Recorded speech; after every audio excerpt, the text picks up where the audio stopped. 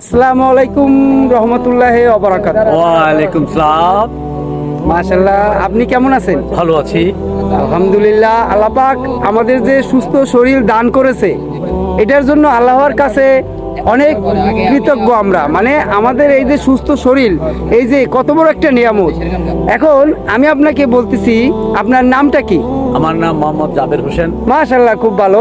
আপনি পেশায় কি করেন? আমি একটা জব করি সাবমিট স্পোর্ট লিমিটেডে। হ্যাঁ। আমি আজকে আসছি আমার ছোট ভাই মিজানের একটা ভিডিওতে করার জন্য। মাশাআল্লাহ। এখানে আমি একজন প্রবীণ শিল্পী এবং আমি জব করি। আজকে শুক্রবার, সবাইকে জানাই ধন্যবাদ। আমরা অল্প শুট করে আবার জুমার নামাজ পড়বো।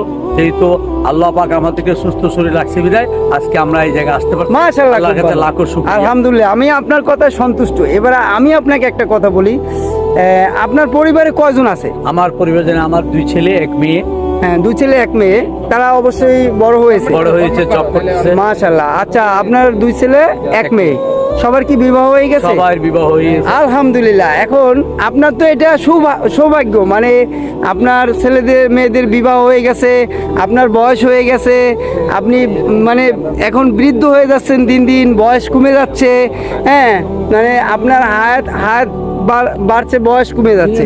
মানে যাই হোক, এখন আমি যেটা বলতে চাচ্ছি, আজকে জুম্মার দিন, জুম্মা মোবারক। আমি আপনাকে একটা দাওয়াত দেবো, দিনের দাওয়াত।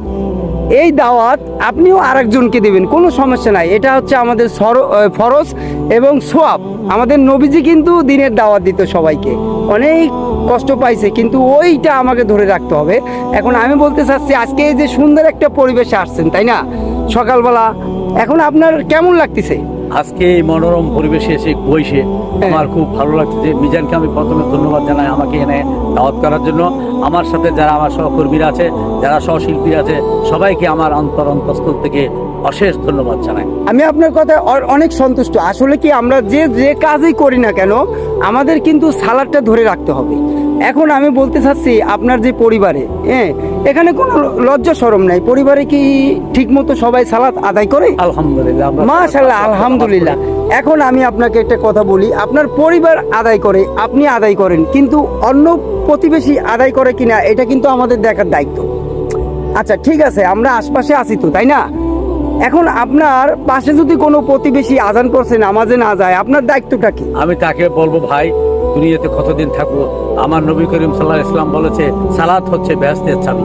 মাশাআল্লাহ, আপনার কথা কারেক্ট। কিন্তু আসলে আমরা যে কথা বলি, অনেকে কিন্তু পালন করি না, কিন্তু এটা কোনো সমস্যা না। কিন্তু আমাদের কিন্তু পালন করতে হবে, এটা আমাদের দায়িত্ব, কর্তব্য। তো আমি মনে করি, আজ থেকে আপনি আরেকজনকে এই কথাটা বলবেন। এটা আমার দাওয়াত আপনার প্রতি। আপনি কাউকে দেখলে কোনো লজ্জা শরম নাই, মুসলমান এই চার আড্ডা দিচ্ছে, দোকানে বসে আছে, বাসার কাছে পাশের রুমে, আপনি বলবেন, ভাইয়া নামাজ আজান দিছে, চলো যাই। 2বার 3বার বলেন, এটা আপনার দায়িত্ব। না গেলে সমস্যা নাই, গেলে সোয়াব। আর আপনি যে দাওয়াতটা দিবেন, এটার জন্য কিন্তু পরকালে, মানে আখেরাতে, এটা আপনার সোয়াব। এখন আমি একটা কথা বলি, এই যে ভিডিওটা আজকে আমি করলাম, এই ভিডিওটা কিন্তু মৃত্যুর আগ পর্যন্ত আকাশে ঘুরে বেড়াবে, কিয়ামত যতদিন না হয়। আর আপনার এই কথার উপলক্ষে যদি কেউ এই ফরজ কাজটা ঠিক মতো করে, তাহলে এর জন্য আপনি কবরে একটা কি খুব সুন্দর একটা সওয়াবের ভাগী হবেন। যতদিন কিয়ামত না হয়, আমি মনে করি আল্লাহ তাআলা আপনাকে ততদিন এই শাস্তি থেকে মৌকিব করবে। এটা আমি হাদিস একটা বিষয় আমি মনে করি। এখন হাদিস কি আছে আমি জানি না। এখন আপনার আজকে ভিডিও কি ভালো লাগছে?